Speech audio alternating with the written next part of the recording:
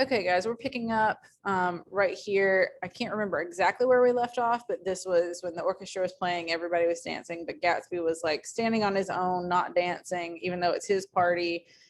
He's kind of off to the side by himself. And then we're picking up here at I beg your pardon. I beg your pardon. Gatsby's butler was suddenly standing beside us. Miss Baker, he inquired, I beg your pardon, but Mr. Gatsby would like to speak to you alone. With me? She exclaimed in surprise. Yes, madam. She got up slowly, raising her eyebrows at me in astonishment, and followed the butler toward the house. I noticed that she wore her evening dress, all her dresses, like sports clothes. There was a jauntiness about her movements, as if she had first learned to walk upon golf courses on clean, crisp mornings. I was alone, and it was almost 2. For some time, confused and intriguing sounds had issued from a long, many-windowed room which overhung the terrace, eluding Jordan's undergraduate, who was now engaged in an obstetrical conversation with 2 chorus girls, and who implored me to join him. I went inside. The large room was full of people. One of the girls in yellow was playing the piano, and beside her stood a tall, red-haired young lady from a famous chorus engaged in song. She had drunk a quantity of champagne, and during the course of her song, she had decided ineptly that everything was very, very sad. Oh, we definitely read this, but I'll keep on. She was not only singing, she was weeping too. Whenever there was a pause in the song, she filled it with gasping, broken sobs, and then took up the lyric again in a quavering soprano. The tears coursed down her cheeks, not freely, however, for when they came into contact with her heavily beaded eyelashes, they assumed an inky color and pursued the rest of their way in slow black rivulets. A humorous suggestion was made that she sing the notes on her face, whereupon she threw up her hands, sank into a chair, and went off into a deep vinous sleep. She had a fight with a man who says he's her husband, explained a girl at my elbow. I looked around. Most of the remaining women were now having fights with men said to be their husbands. Even Jordan's party, the quartet from East Egg, were rent asunder by dissension. One of the men was talking with curious intensity to a young actress, and his wife, after attempting to laugh at the situation in a dignified and indifferent way, broke down entirely and resorted to flank attacks. At intervals, she appeared suddenly at his side like an angry diamond and hissed, "You promised," into his ear. The reluctance to go home was not confined to wayward men. The hall was at present occupied by 2 deplorably sober men and their highly indignant wives. The wives were sympathizing with each other in slightly raised voices. Whenever he sees I'm having a good time, he wants to go home. Never heard anything so selfish in my life. We're always the first ones to leave. So are we. Well, we're almost the last tonight, said one of the men sheepishly. The orchestra left half an hour ago. In spite of the wives' agreement that such malevolence was beyond credibility, the dispute ended in a short struggle, and both wives were lifted kicking into the night. As I waited for my hat in the hall, the door of the library opened, and Jordan Baker and Gatsby came out together. He was saying some last word to her, but the eagerness in his manner tightened abruptly into formality as several people approached him to say goodbye. Jordan's party were calling impatiently to her from the porch, but she lingered for a moment to shake hands. I've just heard the most amazing thing, she whispered. How long were we in there? Why, about an hour. It was simply amazing, she repeated abstractedly. But I swore I wouldn't tell it, and here I am tantalizing you. She yawned gracefully in my face. Please come and see me. Phone book, under the name of Mrs. Sigourney Howard, my aunt. She was hurrying off as she talked. Her brown hand waved a jaunty salute as she melted into her party at the door. Rather ashamed that on my first appearance I had stayed so late, I joined the last of Gatsby's guests who were clustered around him. I wanted to explain that I'd hunted for him early in the evening and to apologize for not having known him in the garden. Don't mention it, he enjoined me eagerly. Don't give it another thought, old sport. The familiar expression held no more familiarity than the hand which reassuringly brushed my shoulder. And don't forget, we're going up in the hydroplane tomorrow morning at 9:00. Then the butler behind his shoulder. Philadelphia wants you on the phone, sir. I've decided to do a different voice for the butler now. All right, in a minute. Tell them I'll be right there. Good night. Good night. Good night. He smiled. Oh, we know how Nick feels about his smile. And suddenly there seemed to be a pleasant significance in having been among the last to go, as if he had desired it all the time. Good night, old sport. Good night. Say good night one more time. But as I walked down the steps, I saw that the evening was not quite over. 50 feet from the door, a dozen headlights illuminated a bizarre and tumultuous scene. In the ditch beside the road, right side up but violently shorn of one wheel, rested a new coup which had left Gatsby's drive not 2 minutes before. The sharp jut of a wall accounted for the detachment of the wheel, which was now getting considerable attention from half a dozen curious chauffeurs. However, as they had left their cars blocking the road, a harsh, discordant din from those in the rear had been audible for some time and added to the already violent confusion of the scene. There's been some sort of car accident in his driveway, basically. A man in a long duster had dismounted from the wreck and now stood in the middle of the road, looking from the car to the tire and from the tire to the observers in a pleasant, puzzled way. "See," he explained, "it went in the ditch." The fact was infinitely astonishing to him, and I recognized first the unusual quality of wonder, and then the man. It was the late patron of Gatsby's library, the guy, if you will recall, with the owl-eye glasses, who was like, "Oh my gosh, the books are real. Can you believe it? I thought they'd be fake, but the books are real." "How did it happen?" He shrugged his shoulders. "I know nothing whatever about mechanics," he said decisively. "But how did it happen? How did you run? Did you run into the wall?" "Don't ask me," said Owl Eyes, washing his hands of the whole matter. "I know very little about driving, next to nothing. It happened, and that's all I know." "Well, if you're a poor driver, you ought to try driving at night." "But I wasn't even trying," he explained indignantly. "I wasn't even trying." An odd hush fell upon the bystanders. Do you want to commit suicide? You're lucky it was just a wheel, a bad driver not even trying." "You don't understand," explained the criminal. "I wasn't driving. There's another man in the car." The shock that followed this declaration found voice in a sustained "ah" as the door of the coupe swung slowly open. And a coupe, just so you know, in case you don't, is a car with two doors. The crowd, it was now a crowd, stepped back involuntarily, and when the door had opened wide, there was a ghostly pause.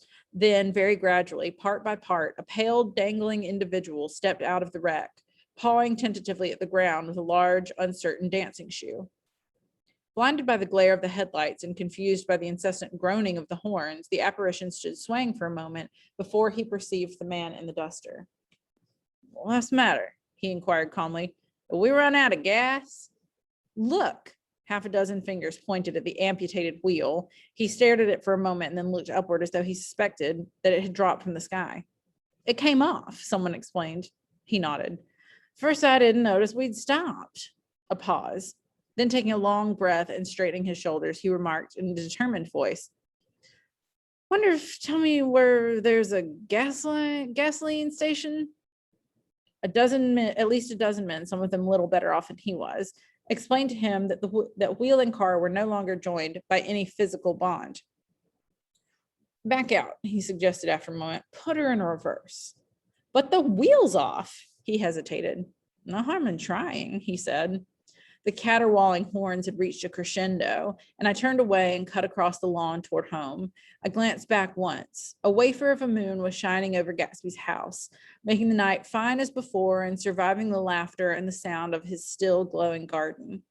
A sudden emptiness seemed to flow now from the windows and the great doors, endowing with complete isolation the figure of the host who stood on the porch, his hand up in a formal gesture of farewell. Reading over what I've written so far, I see I've given the impression that the events of 3 nights, several weeks apart, were all that absorbed me. On the contrary, they were merely casual events in a crowded summer, and until much later, they absorbed me infinitely less than my personal affairs. This is an interesting thing for him to say because he is sort of this bystander, sort of outside the main action of what's going on in the book. But it does seem like so far, this is all that's going on in his life. And he's like, I want to make it clear, I wasn't like obsessed with these people or anything. There was a lot of other stuff going on in my life, but this is kind of the lead up into other things that happened. Most of the time I worked. In the early morning, the sun threw my shadow westward as I hurried down the white chasms of lower New York to the Probity Trust. I knew the other clerks and young bond salesmen by their first names and lunched with them in dark, crowded restaurants on little pig sausages and mashed potatoes and coffee. I even had a short affair with a girl who lived in Jersey City and worked in the accounting department, but her brother began throwing mean looks in my direction. So when she went on her vacation in July, I let it blow quietly away. I took dinner usually at the Yale Club. For some reason, it was the gloomiest event of my day. And then I went upstairs to the library and studied investments and securities for a conscientious hour. There were generally a few rioters around, but they never came into the library, so it was a good place to work. After that, if the night was mellow, I strolled down Madison Avenue, past the old Murray Hill Hotel and over 33rd Street to the Pennsylvania station. Sorry, just drinking a little water. I began to like New York, the racy, adventurous feel of it at night, and the satisfaction that the constant flicker of men and women and machines gives to the restless eye. I like to walk up Fifth Avenue and pick out romantic women from the crowd and imagine that in a few minutes I was going to enter into their lives and no one would ever know or disapprove. Sometimes in my mind, I followed them to their apartments on the corners of hidden streets, and they turned and smiled back at me before they faded through a door into warm darkness. At the enchanted metropolitan twilight, I felt a haunting loneliness sometimes, and felt it in others. Poor young clerks who loitered in front of windows, waiting until it was time for a solitary restaurant dinner. Young clerks in the dusk, wasting the most poignant moments of night and life. Again at 8 o'clock, when the dark lanes of the 40s were 5 deep with throbbing taxicabs bound for the theater district, I felt a sinking in my heart. Forms leaned together in the taxis as they waited, and voices sang, and there was laughter from unheard jokes, and lighted cigarettes outlined unintelligible gestures inside. Imagining that I too was hurrying toward gaiety and sharing their intimate excitement, I wished them well. So I think it's important to notice that he, even though he's like going to big parties and like he's getting along with people he works with, and dating around and stuff, it seems like he is sort of lonely, and amidst all the hustle and bustle, sometimes it's lonelier to be busy, because you just kind of recognize your aloneness, which is possibly why he sort of latches onto these people, Daisy and Tom and Gatsby and Jordan. And this next paragraph will kind of address the thing with Jordan. For a while, I lost sight of Jordan Baker, and then in midsummer, I found her again. At first, I was flattered to go places with her because she was a golf champion and everyone knew her name. Then it was something more. I wasn't actually in love, but I felt a sort of tender curiosity. The bored, haughty face that she turned to the world concealed something. Most affectations conceal something eventually, even though they don't in the beginning. And one day I found what it was. When we were on a house party together up in Warwick, she left a borrowed car out in the rain with the top down and then lied about it. And suddenly I remembered the story about her that had eluded me that night at Daisy's. If y'all remember, he was like, Jordan Baker, I know her from something. Like, there's a reason I should know her name. At her first big golf tournament, there was a row that nearly reached the newspapers, a suggestion that she had moved her ball from a bad lie in the semifinal round.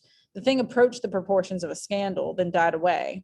A caddy retracted his statement, and the only other witness admitted that he might have been mistaken. The incident and the name had remained together in my mind. So he's kind of saying that Jordan was mixed up in, like, not quite a scandal, but she's a golf champion, as we know, and they said that she maybe had cheated. And she was kind of like acquitted, I don't know if that's the right word. Seems like a very serious word for what happened, but they let her off the hook about it because they couldn't prove it. And people who said she cheated took it back.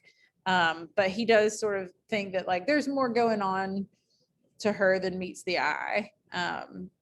She sort of presents this air of like being bored and fashionable and just like kind of too good for everyone, but he thinks there's a lot more going on. She's a woman of secrets. Jordan Baker instinctively avoided clever, shrewd men, and now I saw that this was because she felt safer on a plane where any divergence from a code would be thought impossible. She was incurably dishonest. She wasn't able to endure being at a disadvantage, and given this unwillingness, I suppose she'd begun dealing in subterfuges when she was very young in order to keep that cool, insolent smile turned to the world, and yet satisfy the demands of her hard, jaunty body. It made no difference to me. Dishonesty in a woman is something you never blame deeply. I was casually sorry, and then I forgot. It was on that same house party that we had a curious conversation about driving a car. It started because she passed so close to some workmen that our fender flicked a button on one man's coat. You're a rotten driver, I protested. Either you ought to be more careful or you oughtn't to drive at all. I am careful. No, you're not. Well, other people are, she said lightly. What's that got to do with it? They'll keep out of my way, she insisted. It takes two to make an accident. Not gonna lie, I have driven with Mr. Nykirk before, or I've ridden with him driving, and this sounds so much like him. um, but let me keep going. Suppose you met somebody just as careless as yourself.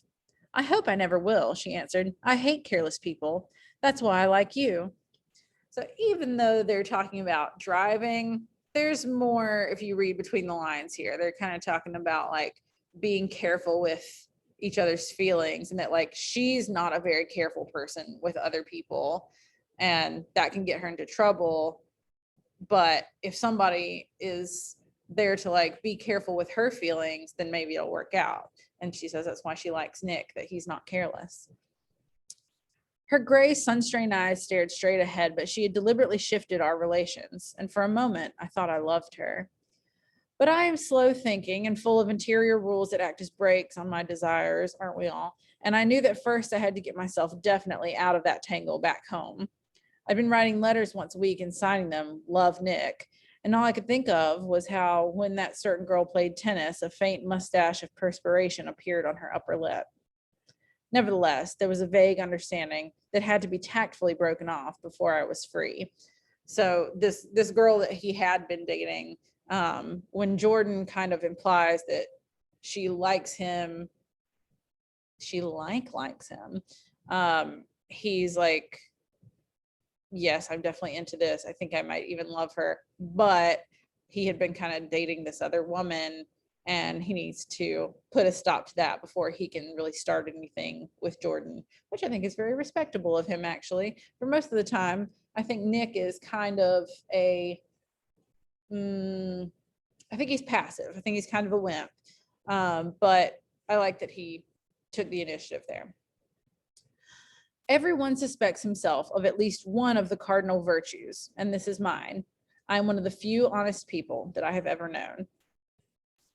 And that's the end of the chapter. That kind of reminds me of in the very beginning when he's like, I reserve all judgment on people, and then goes on to talk about like all these boring people he's had to deal with, and how like, unfortunately, everybody sort of sees him as being a good listener. So he is subject to hearing what everybody thinks all the time, and he finds it annoying and boring, kind of disproving the claim that he is non-judgmental. Here he says, I'm one of the few honest people that I've ever known. Well, he really likes the fact, I guess, that Jordan is dishonest. She's incurably dishonest, and he says that's something you never really blame deeply in a woman. Like, it's okay for women to be dishonest. Very strange.